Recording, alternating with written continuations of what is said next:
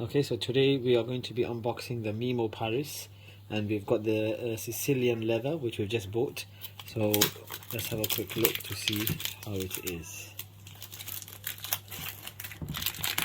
Okay, so as you'd expect, the packaging is quite good.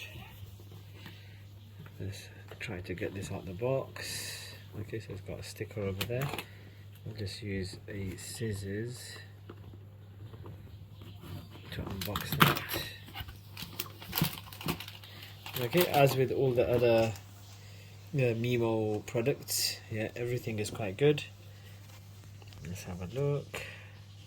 Okay, so let's check this out. Okay, so the bottle is very similar to the other Memo products. It's the Sicilian leather, which is one of the newest ones. It's got a little bit about it, saying from Paris, seeing fragrance as a journey. A little bit about Memo Paris. Let's spray this. And it's got quite a unique smell. It's got a leathery smell, as you'd expect. Quite nice, and something definitely worthwhile the purchase. So we bought it from Selfridges. You can also get it from Harvey Nichols, from different areas. You can buy it online, but definitely recommend this perfume from Sicilian, from Memo Paris.